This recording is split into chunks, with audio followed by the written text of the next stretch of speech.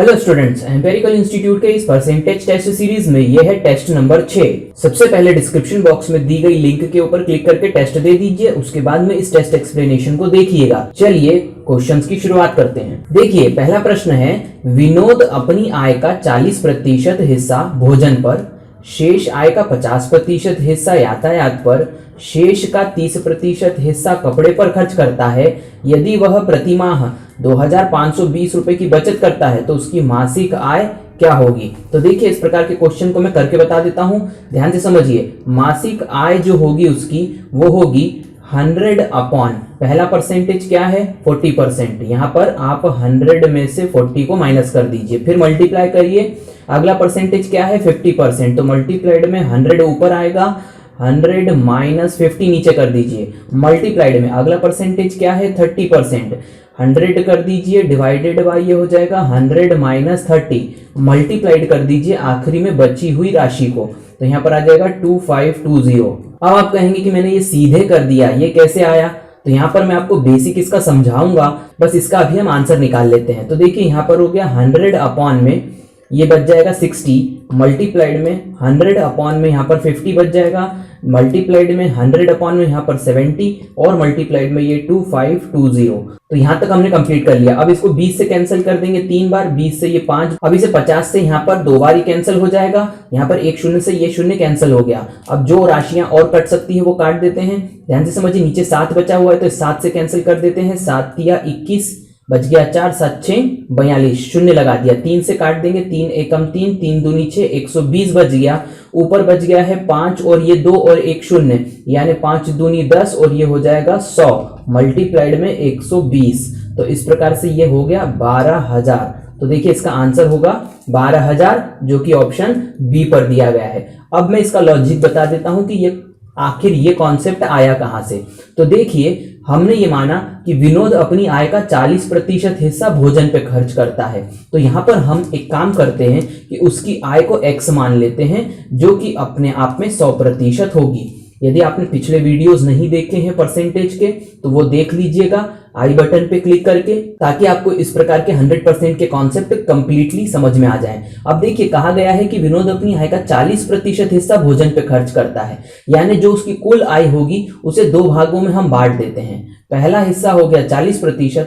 अब यहां पर हमें शेष निकालना पड़ेगा, तो देखिए 100 में से हम 40 को माइनस कर देंगे, यानी 40% को माइनस कर देंगे, तो यहां पर ये जो प्रतिशत आएगा यही क्या होगा, शेष हिस्सा होगा। अब इस शेष हिस्से में से 50% हिस्सा यातायात पे खर्च करता है। फिर से हम क्या करेंगे, इस शेष हिस्से के 2 भाग करेंगे, जिसमें से 50% हिस्सा एक तरफ खत्म हो जाएगा। फिर यहां पर कितना बचेगा 100 माइनस 50, तो ये हो गया परसेंटेज में। आगे बढ़ते हैं, अगला जो हिस्सा होगा फिर कहा गया है शेष का 30%, यानी यहां पर जो फिर राशि आएगी वो शेष होगी, और उस शेष हिस्से का फिर 30% हिस्सा जो है वो खर्च हो जाएगा, तो फिर बचेगा जो हिस्सा वो हो जाएगा आपका 100 माइनस 30, ये हो जाएगा पूरे में परसेंटेज। अब इसके बाद में उसने कहा है कपड़े पर जब पूरा खर्च कर देता है तो वह अंत में प्रति माह वह 2520 रुपए बचा लेता है। इसका मतलब यहां पर अंत में इस जगह पर जो बची हुई राशि होगी वो होगी 2520 रुपए। अब देखिए यहां पर हमें करना क्या था, हमें यही करना था जो मैंने यहां पर किया है। इसका मतलब इस x राशि से आपको इस 2520 तक पहुंचना था। कैसे पहुंचेंगे अब मैं आपको बताता हूं। इस जगह को मैं यहां पर मिटा रहा हूं। अब देखिए मैं यहां पर वही कॉन्सेप्ट बना रहा हूं। यहां पर सबसे पहले हमने x का शेष प्रतिशत निकालना है, यानी कि यहां पर x का हो जाएगा 100 माइनस 40, ये हो गया 100 माइनस 40, ये पूरी राशि प्रतिशत में है, ये बात ध्यान रखिएगा। फिर इस राशि का फिर 100 माइनस 50%, ये वाली राशि होगी, तो हमने कर दिया 100 माइनस 50 और ये प्रतिशत में राशि है। फिर इसके बाद में इस शेष राशि का फिर हम ये 100 माइनस 30 निकालेंगे, तो यहां पर मल्टीप्लाइड में हो जाएगा 100 माइनस 30 और ये परसेंटेज। अब इस प्रकार से ये जो आखिरी में राशि होगी 100 माइनस 30% x का वो होगी 2520 के बराबर। तो इस राशि के बराबर रख देता हूं, क्योंकि अंतिम में मुझे यही राशि मिलेगी। अब क्या करते हैं, ध्यान से समझिए, ये भी प्रतिशत की राशि है, ये भी प्रतिशत की, ये भी प्रतिशत की, सबको हम क्या बनाएंगे, भिन्न बनाएंगे, ये बात ध्यान रखना है। तो यहाँ पर क्या हो जाएगा x मल्टीप्लाइड में, यहाँ पर हो जाएगा 100 माइनस 40 डिवाइडेड बाय 100। ये परसेंटेज का मार्क हटा करके मैंने इसे भिन्न बना दिया। गुणा में ये हो जाएगा 100 माइनस 50 अपॉन में 100, मल्टीप्लाइड में यहाँ पर 100 माइनस 30, तो ये हो जाएगा 100 माइनस 30 अपॉन में 100। ये परसेंटेज के मार्क्स मैंने हटा दिए। इस प्रकार से ये राशि हो गई 2520 के बराबर।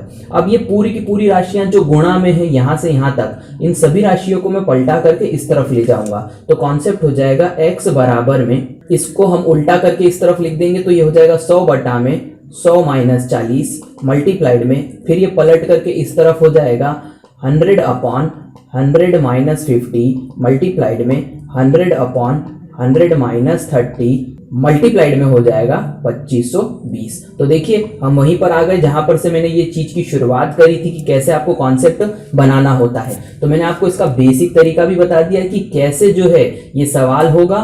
दूसरी बात मैंने आपको ये बता दिया कि आप तेजी से एक काम करेंगे, जब भी आपको ये शेष वाले सवाल आते हैं तब आपको एक काम करना है, 100 बटा में जो भी परसेंटेज आपको दिया गया है उसे 100 में से माइनस कर देना है नीचे, फिर 100 बटा में दूसरा परसेंटेज, 100 बटा तीसरा परसेंटेज और गुणा कर देना है अंत में बचत की राशि से। तो यहां याद रखना है आखिरी में ये जो होगी ये बचत की राशि होगी और ये उसका जो होगा आय होगा।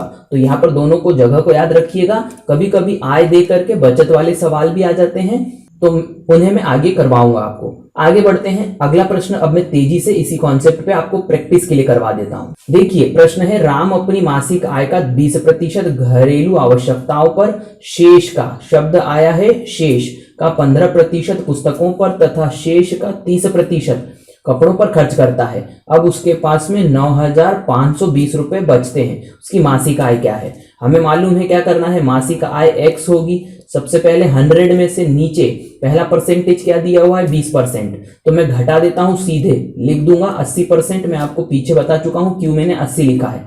100 में से पहला परसेंटेज घटा दिया, दूसरा परसेंटेज है 15, 100 बटा में हो गया 85, गुणा में तीसरा परसेंटेज है 30, हो गया 100 अपॉन में 70, मल्टीप्लाइड कर देंगे यहाँ पर, आखिरी में बचत राशि 9520 रुपए। चलिए अब इसे कैंसिल कर देते हैं। तो देखिए यहाँ पर ये 80 है, ये 20 से कैंसिल हो जाएगा 4 बार, ये ऊपर वाली राशि 20 से कैंसिल हो जाएगी 5 बार। अब आगे कैंसिल करेंगे तो यहाँ पर ये देख सकते हैं 85 17 के पाड़े में आता है, 17 पंजे 85, 17 से इसको भी कैंसिल कर देते हैं, 17 पंजे 85 बच गया 10, 17 छेंग 102 और ये शून्य आ गया।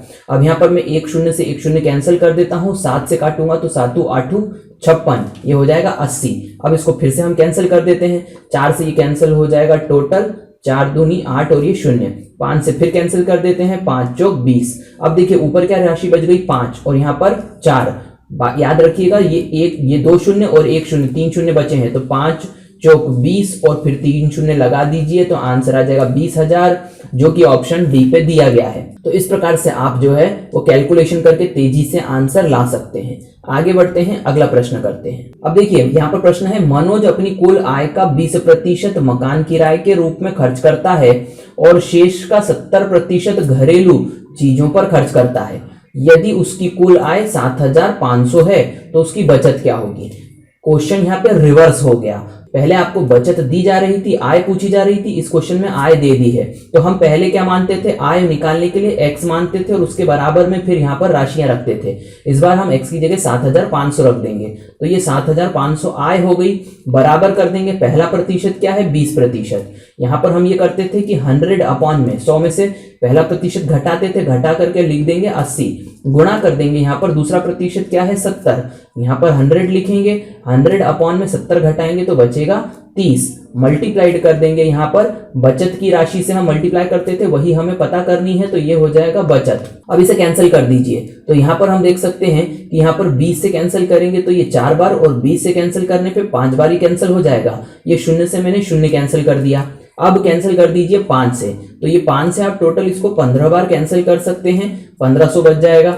अब यहाँ पर इस शून्य से इस शून्य को कैंसिल कर दीजिए, बच गया 150 गुणा में 4 गुणा में 3, 4 तिया 12, 12 को 15 से गुणा करेंगे तो आता है 18, इस प्रकार से आंसर आ जाएगा 1800, जो कि ऑप्शन बी पर दिया गया है, यही बचत होगी। तो मैंने आपको बता दिया किस प्रकार से अलग अलग पैटर्न पे ये क्वेश्चन पूछे जा सकते हैं। आगे बढ़ते हैं, अगला प्रश्न करते हैं। अगला प्रश्न है, एक व्यक्ति अपने आय का 20% हिस्सा भोजन पर, शेष का 30% हिस्सा यातायात पर तथा शेष का 1/3 किराए पर खर्च करता है। अब देखिए यहाँ पर क्वेश्चन थोड़ा सा डिफरेंट हो गया। आपको पहले प्रतिशत में ही सब कुछ दिया जाता था, लेकिन इस प्रश्न में प्रतिशत 2 दिए हुए हैं और 1 आपको भिन्न दिया हुआ है।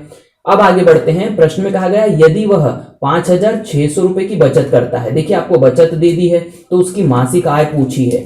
अब यहां पर क्या करना होगा, सबसे पहले तो मैं आपको बता देता हूं क्वेश्चन कैसे करना है, फिर मैं उसका लॉजिक बता दूंगा। तो यहां पर आप x के साथ में गुणा करेंगे, बराबर नहीं करेंगे, गुणा करेंगे 100 - 20 अपॉन में 100। मैं उल्टा काम कर रहा हूं, ध्यान से समझना। मल्टीप्लाइड में करेंगे दूसरे परसेंटेज के साथ में, आगे करेंगे 100 - 30 और डिवाइडेड बाय 100 और मल्टीप्लाइड कर देंगे। यहां पर 1/3 है तो इसे करेंगे 1 - 1/3 और बराबर कर देंगे यहां पर 5600 के।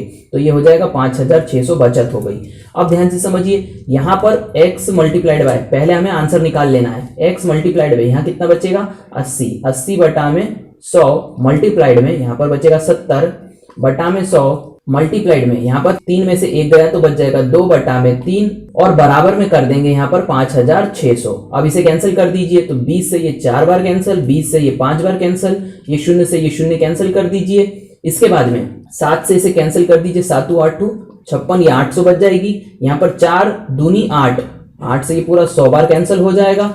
इस प्रकार से यहाँ पर आप देख सकते हैं। अब यहाँ पर x मल्टीप्लाइड में यहाँ 5 बचा, 1 0 बचा और 3 बचा, यानी कि 1 बटा में 150 हो जाएगा।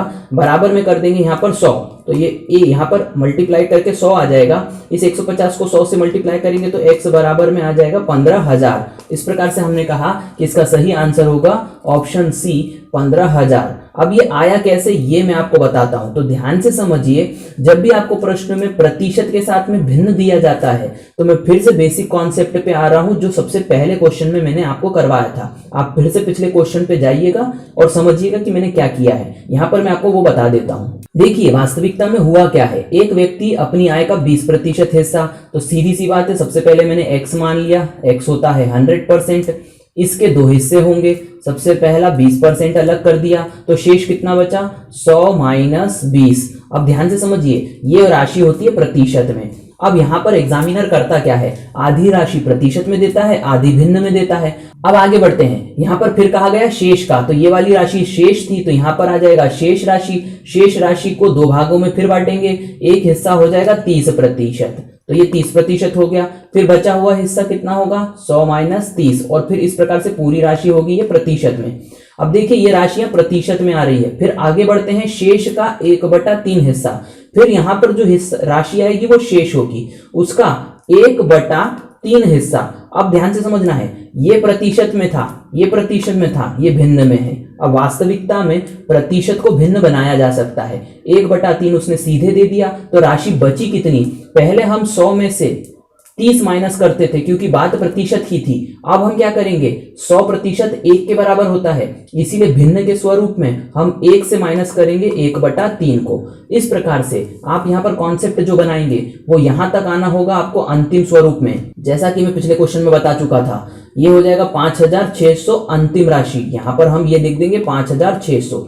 अब फिर से वही वाली बात है, हम x से 5600 पे कैसे आएंगे, x का 100 - 20%, यानी कि यहां पर कर देंगे x का गुणा में 100 - 20। अब ये राशि किस में है, प्रतिशत में, मल्टीप्लाइड कर देंगे। अब इसके आगे क्या करेंगे, ये शेष राशि का ये वाला प्रतिशत, यानी कि 100 - 30, ये हो जाएगा प्रतिशत में पूरी राशि। आगे बढ़ते हैं, फिर ये वाली राशि मिलेगी आपको, शेष राशि का 1 - 1/3, क्योंकि ये भिन्न में दिया है इसलिए आपने सीधे इसको 1 - 1/3 मल्टीप्लाई कर दिया और बराबर में रख दी बचत की राशि जो कि थी 5600। तो मैं आपको ये क्वेश्चन अब करवा चुका हूं कि कैसे। अच्छा, तो यहां पर अब देख लीजिए, यहां पर हमें ये प्रतिशत का चिन्ह हटाना पड़ेगा, इसीलिए x मल्टीप्लाइड में 100 - 20 अपॉन में ये हो जाएगा 100, क्योंकि प्रतिशत का चिन्ह हटाने के लिए आपको बटे में 100 का डिवाइड करना पड़ता है। मल्टीप्लाइड में 100 माइनस 30 अपॉन में 100, मल्टीप्लाइड में 1 माइनस 1/3, क्योंकि ये भिन्न में है इसलिए इसे भिन्न में रहने दीजिए। वास्तविकता में ये संख्याएं भी भिन्न में आ चुकी है। बराबर में तो आपने ये 5600 रख ही दिया था, तो हम वहीं पर आ गए जो मैंने आपको सबसे पहले समझाया था कि किस प्रकार से ये क्वेश्चन आपको जो है वो करने होंगे। तो जब भी आपको प्रतिशत के साथ में भिन्न दिया जाता है, आप इस प्रोसेस को ध्यान में रखिएगा। आगे बढ़ते हैं, अगला प्रश्न करते हैं। अगला प्रश्न है, एक व्यक्ति यदि अपनी आय का 1/3, देखिए भिन्न में दे दिया है, भिन्न में हमेशा 1 से घटाया जाता है, भोजन पर खर्च करता है, शेष बोला गया है का 1/5 भाग यातायात पर, शेष का 1/4 भाग किराए पर खर्च करता है, तो वह कितना कमाता है, यानी उसकी आय पूछी गई है। यदि वह 12,600 बचा लेता है, तो यहाँ पर वही वाली बात है, x के साथ मल्टीप्लाई कर देंगे, 1 माइनस पहला भिन्न क्या है 1/3, सीधे 1/3 माइनस कर दीजिए, गुणा कर देंगे 1 माइनस 1/5, दूसरा भिन्न गुणा कर देंगे 1 माइनस 1/4, बराबर रख देंगे 12,600। अब यहाँ पर इसे सॉल्व कर देते हैं, तो x का यहाँ पर 3 में से 1 गई तो 2/3, मल्टीप्लाइड में 5 में से 1 गई तो 4/5, मल्टीप्लाइड में 4 में से 1 गई तो 3/4, ये 4 है, बराबर में 12,600।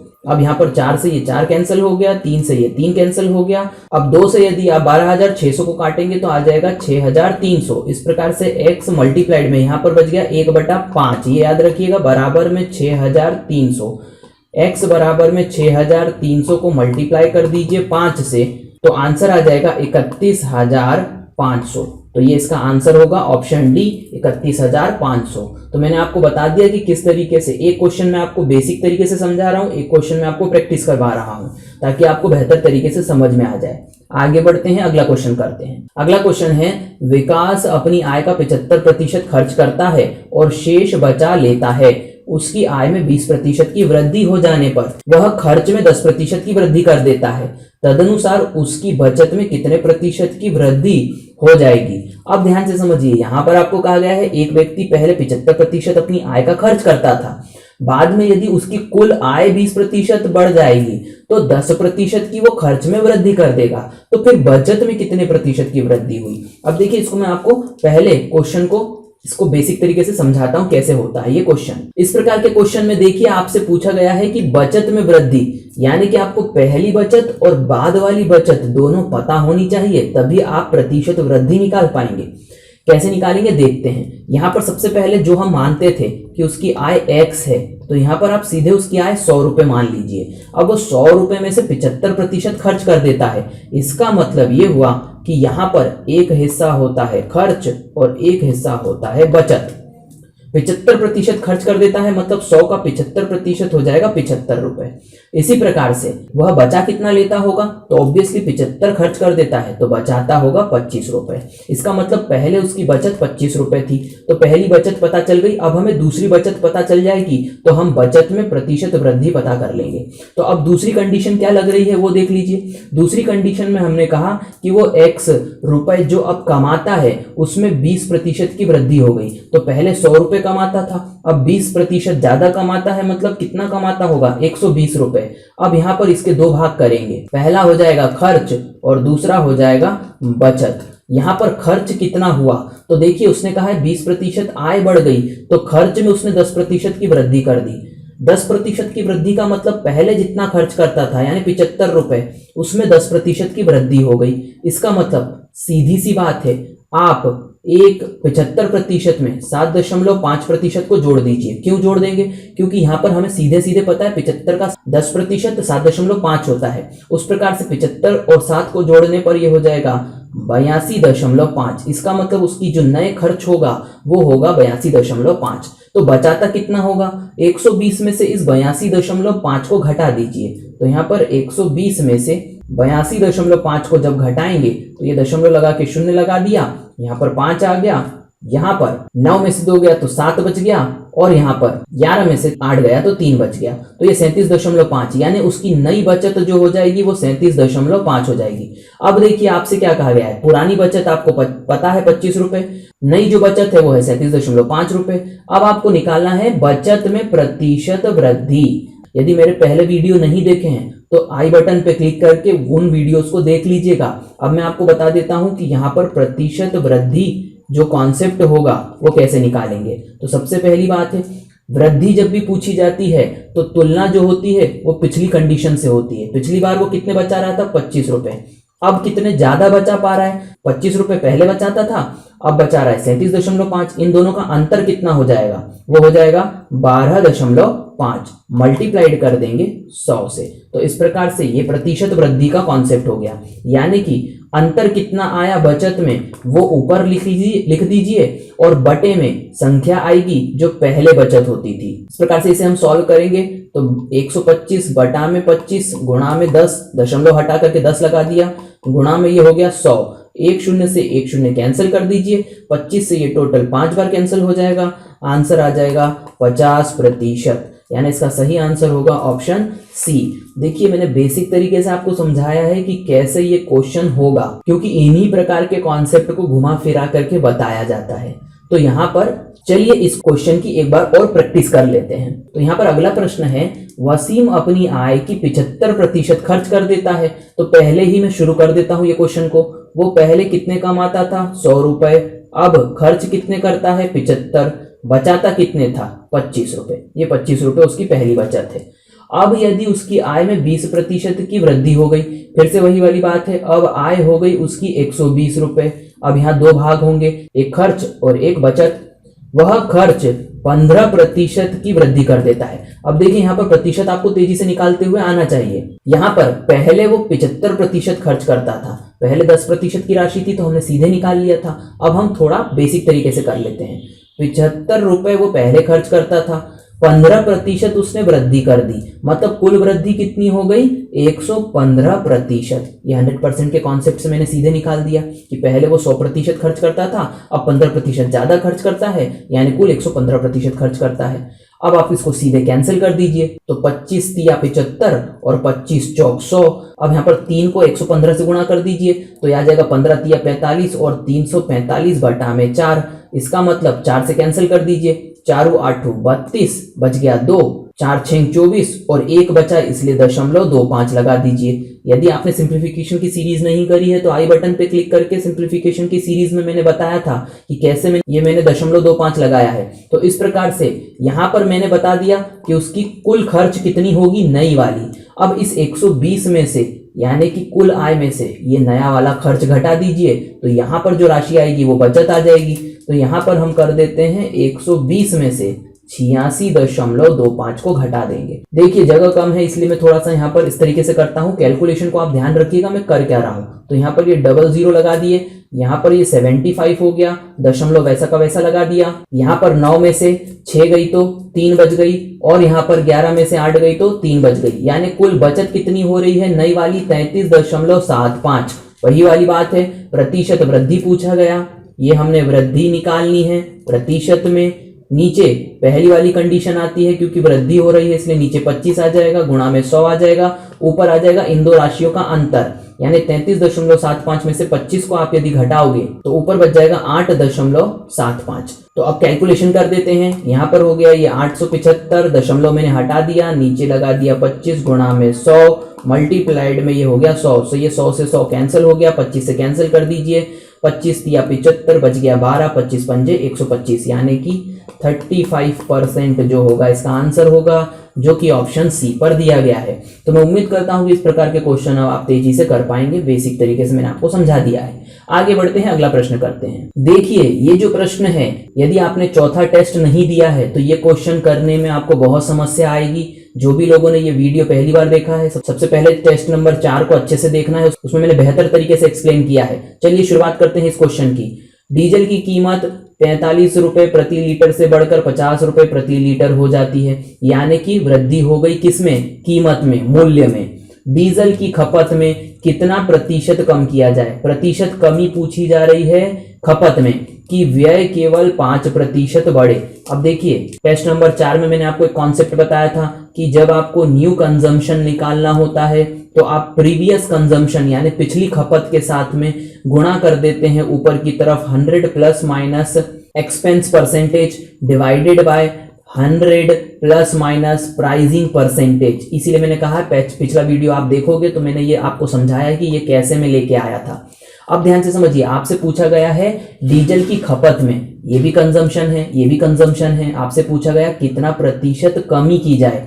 तो एक काम करिए, सबसे पहले तो आप भिन्न निकाल लीजिए, यानी कि न्यू कंजम्पशन और प्रीवियस कंजम्पशन का आप अनुपात निकाल लीजिए। मैं अनुपात निकालने को क्यों कह रहा हूं, क्योंकि ध्यान से समझिए प्रतिशत अपने आप में क्या है, यहां पर एक भिन्न होता है जिसमें अंश और हर होता है और गुणा कर देते हैं उसे 100 से तो वो प्रतिशत बन जाता है। इसका मतलब सबसे पहले आप यहां पर भिन्न निकाल लीजिए खपत के बीच में। यहां पर हो जाएगा 100 plus minus expense percentage upon 100 plus minus pricing percentage.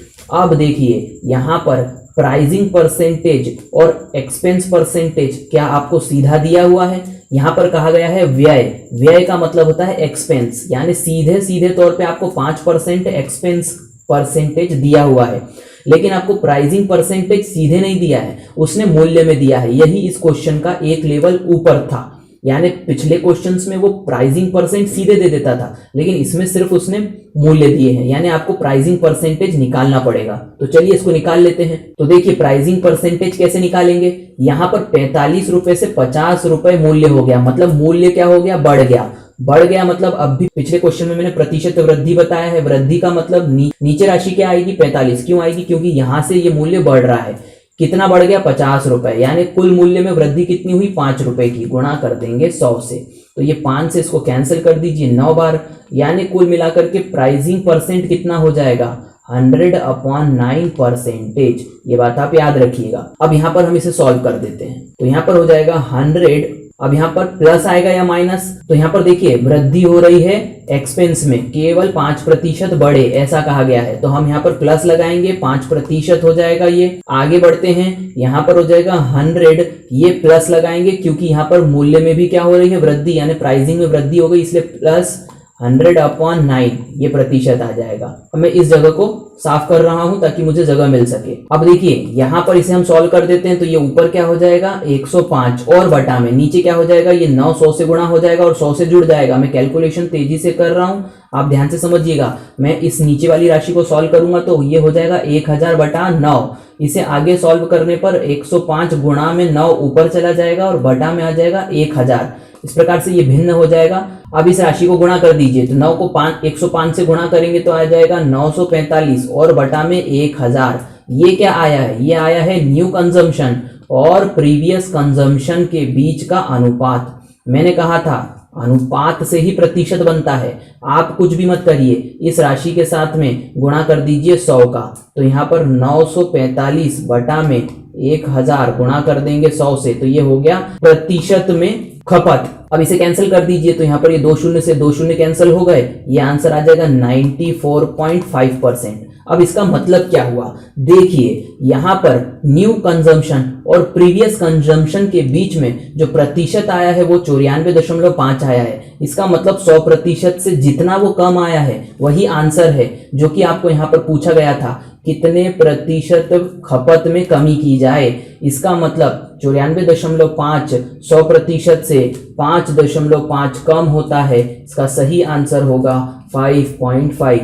मैं आपको बता दूं, इस प्रकार के क्वेश्चन जो होते हैं उनकी प्रैक्टिस आप बेहतर तरीके से करते चलोगे तो आप जो है वो इन्हें तेजी से अटेम्प्ट कर पाओगे, वरना इन सवालों में बहुत समय लगता है। जैसे मैंने बताया था क्वेश्चन की शुरुआत यहां से हुई है और इस पर्टिकुलर चीज को मैंने पिछले वीडियो में अच्छे से समझा दिया था। आगे बढ़ते हैं, अगला प्रश्न करते हैं। अगला प्रश्न है 23 का एक ऐसा सबसे छोटा गुणज ज्ञात कीजिए जिसे 18, 21, 24 से भाग देने पे क्रमशः 7, 10 और 13 शेष बचे। अब देखिए प्रीवियस टेस्ट में लिए गए क्वेश्चंस को मैं रिवाइज करवाने के लिए मैं ये क्वेश्चन ले रहा हूं।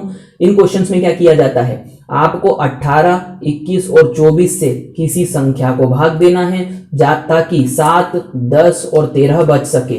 तो आप यहां पर एक काम करिए, पहले तो 18 में से सबसे पहले इस शेषफल को घटा दीजिए, माइनस में 7 कितना बचा 11। फिर अगले 21 में से 10 को घटाइए, यहाँ पर 21 में से मैंने 10 को घटाया, बच गया 11। फिर अगले 24 में से इस शेषफल को घटाइए, 24 में से 13 को घटाया तो बच गया 11। तो इस प्रकार से यहाँ पर अंतर क्या आया, सभी का समान। यदि ये क्वेश्चन आपसे नहीं बनते हैं तो कॉर्नर पे आई बटन पे क्लिक करके सिंप्लीफिकेशन सीरीज देख लीजिए। आगे बढ़ते हैं। यहाँ पर अंतर यदि समान आया है तो आपको क्या करना है, पहले तो आप एक काम करें, 18, 21 और 24 का एलसीएम निकाल लीजिए। तो एलसीएम आ जाएगा, 3 से डिवाइड करेंगे तो 3 6 18, 3 7 21, 3 8 24। फिर आगे 2 से डिवाइड कर देते हैं तो 2 3 6, 700 वैसा का वैसा रह जाएगा और 2 चौक 8। इस प्रकार से अब मैं इसे डिवाइड नहीं कर रहा हूं, आगे यहीं पर मल्टीप्लाई कर देंगे क्योंकि यहाँ पर 3 और 7 अभाज्य संख्याएं आ गई है। तो ये 3 दूनी 6, 6 तिया 18 मल्टीप्लाइड हो जाएगा 7 चौक 28 से। तो आप मल्टीप्लाई कर दीजिए, 18 8 144 की 4 हासिल का 14, 18 दूनी 36 और 14 50, 504 इसका एलसीएम आ गया है। अब आपको क्या करना है, 23 का एक ऐसा सबसे छोटा गुणज ज्ञात करना है। तो मैं आपको इस क्वेश्चन को बताता हूं कैसे आपको करना है। यहाँ पर जो एलसीएम आया है 504, इसके साथ में एक कांस्टेंट k को मल्टीप्लाई कर दीजिए और माइनस कर दीजिए ये जो समान राशि अंतर की आ रही थी इसे। अब यहाँ पर k के आपको मान रखने पड़ेंगे अपने मन से ताकि आप आंसर तक पहुंच सके। अब यहाँ पर k के मान क्या क्या हो सकते हैं, 1 2 3 4 5 6 में से कुछ भी हो सकते हैं। आपको ऑप्शंस के आधार पे चलना है। आपको इस 504 के साथ में एक ऐसी संख्या का गुणा करना है कि करीब करीब आप 3000 तक पहुंच जाए। तो ऑब्वियसली 5 6 30 होता है। यदि मैं k का मान 6 रखता हूं तो यहाँ पर देखिए आप 504 को 6 से गुणा कर दीजिए। तो यहाँ पर 504 को यदि मैं 6 से गुणा करता हूं तो 6 चौक 24 की 4 हासिल का 2, 2 यहाँ आ जाएगा और 5 6 30, यानी कि संख्या आ जाएगी 3024। अब इसमें से 11 घटा दीजिए। तो 11 हम घटाएंगे जब तो 3013 जो होगा वो आएगा और जो कि ऑप्शन सी पे दिया गया है यही इसका सही आंसर होगा। जब भी आपको इस प्रकार से अभाज्य संख्याओं से संबंधित प्रश्न आते हैं, जैसे यहाँ पे दिया है 23 का एक ऐसा गुणज, तो सबसे पहले एलसीएम निकाल लीजिए। फिर इस इक्वेशन को आपको याद रखना है जो मैंने यहाँ पर लिखी थी। जो संख्या एलसीएम की आई है उसके साथ एक कांस्टेंट k को मल्टीप्लाई करिए और माइनस कर दीजिए जो समान अंतर आपको आया था उससे। k के अलग अलग मान को रखिए, आपको एक न एक संख्या ऑप्शन बेसिस पे आपको मिल जाएगी। तो ये मैंने आपको बता दिया कैसे ये क्वेश्चन होगा। आगे बढ़ते हैं, अगला क्वेश्चन करते हैं। अगला क्वेश्चन कुछ इस प्रकार है कि 2 घन करनी में 32 माइनस 3 घन करनी में 4 घन करनी में 500। तो यहाँ पर इसे सॉल्व कर लेते हैं। देखिए सबसे पहले इस 32 को हम क्या लिख सकते हैं, तो यहाँ पर 2 घन करनी के अंदर यहाँ पर मैं 32 को लिख सकता हूँ 2 गुणा में 2। इस प्रकार से मैं इसे 5 बार गुणा करूंगा तब जाकर के 32 बनेगा। इसी प्रकार से माइनस में यहाँ पर 4 को हम वैसा का वैसा लिख देंगे। तो -3 घन करनी के अंदर यहाँ पर 4 आ गया, यहाँ पर प्लस कर देंगे। 500 को मैं क्या लिख सकता हूँ, तो यहाँ पर ध्यान से समझिए, घन करनी के अंदर 500, तो यहाँ पर आपको 500 के अभाज्य गुणनखंड निकालने पड़ेंगे।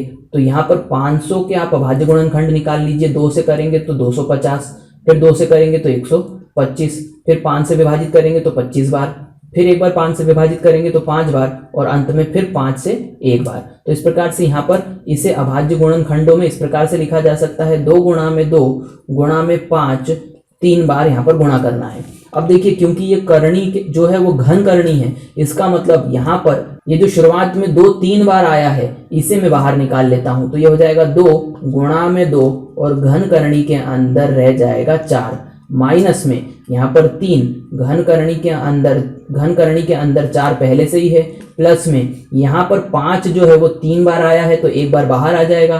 तो ये हो जाएगा 5 घन करनी के अंदर 4। अब देखिए इन सभी राशियों को आप जोड़ या घटा सकते हैं क्योंकि आपको जो गुणनफल में करनी 4 घन करनी 4 मिल रहा है वह आपको समान रूप से मिल रहा है। तो यहाँ पर 2 दूनी ये हो गया 4, ये 5 4 9 होता है और 9 में से आप 3 घटाते हैं तो 6 बचता है, मतलब 6 घन करनी के अंदर 4 जो है इसका आंसर आएगा जो कि ऑप्शन सी पर दिया गया है। तो इस प्रकार से इसका आंसर सी होगा। तो स्टूडेंट्स मैंने ये कंप्लीट क्वेश्चन आपको करवा दिए हैं। यदि आपको किसी भी क्वेश्चन में समस्या होती है समझने में तो उसे कमेंट बॉक्स में जरूर लिखिए ताकि मैं उसे और बेहतर तरीके से अगली बार समझा सकूं। इस वीडियो को देखने के लिए थैंक यू।